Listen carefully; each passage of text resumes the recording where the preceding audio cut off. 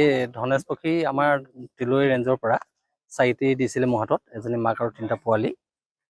তাৰ লগতে বিশেষকৈ তেহেঁতে যেনেকৈ দিছিলে তেখেতলোকৰ হাতত পৰিছিল, হয়তো হেৰি মতা চৰাইটো মৰি গ'ল ইতিমধ্যে 3 দিন মানে হ'লে বুলি কোৱা শুনিছোঁ।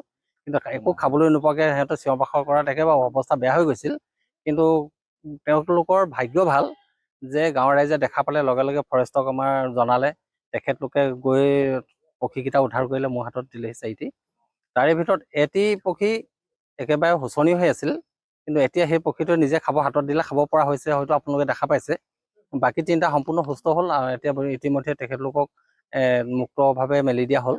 আৰু গতিকে সিহঁতে নিজৰ মাকে মুক্ত আকাশত চৰিব আৰু বনৰ পক্ষী বনত থাকিব, আমি সকলোৱে আনন্দ পাম। গতিকে প্ৰকৃতিৰ বস্তু প্ৰকৃতিভাৱে জীয়াই থকাটো আমি সকলোৱে বিচাৰোঁ, আৰু সিহঁত থাকিলে আমি ধৰি লওক জীয়াই থাকিম। আৰু গছ গছনি জীৱ জন্তুবিলাক থাকিলে সকলোৱে মানৱৰ দৰে একে সমান অধিকাৰ আছে। গতিকে সম অধিকাৰতে তেওঁলোকে বাস কৰাটো মই বিচাৰোঁ। কিমান দিন ধৰিছিল? এইকেইটা আছিলে 16 তাৰিখে আছিলে। আজি 16 তাৰিখৰ সৈতে আমাৰ সম্পূৰ্ণ 2 মাহ হৈ গৈছিলে। 2 মাহৰ শেষ মুহূৰ্তত আজি 3টাকৈ পক্ষী উৰাবলৈ সক্ষম হ'লোঁ। কিমান বছৰ ধৰি আজি বহু বছৰ হ'ল মোৰ এইখিনি কৰা। আৰু লগতে মোৰ এটা কথা কি যে মই ক'বই লাগিব এটা কথা, মোৰ এই কামখিনি দেখি আমাৰ অঞ্চলত বহুতখিনি মানুহ এখন সমিতি গঠন হ'ল, তাৰ নাম হ'ল সেউজ। গতিকে তেওঁলোকে আহি পানি মোক যথেষ্ট সহায় কৰিছে।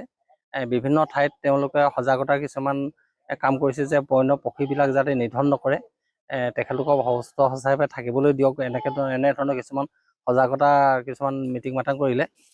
তেনেখিনি কৰাত মোৰ বাবে বহুতখিনি ভাল এটা গতি আহিল।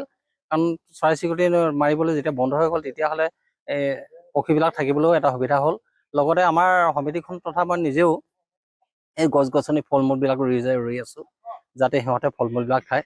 ঠিক তেনেদৰে ইয়াত এতিয়া আমাৰ এটা বস্তু ৰুই আছোঁ কি, আমাৰ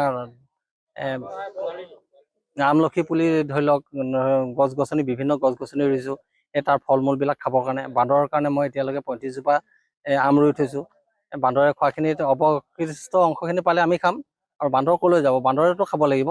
গতিকে বান্দৰৰ কথা ক'লে বহুতে ৰাইজে বেয়া পাব, কিন্তু মোৰ ক্ষেত্ৰত সেইটো একো নহয়, সকলোৱে প্ৰাণী, গতিকে সকলোৱে খাবলৈ অধিকাৰ আছে, সকলোৱে খাব।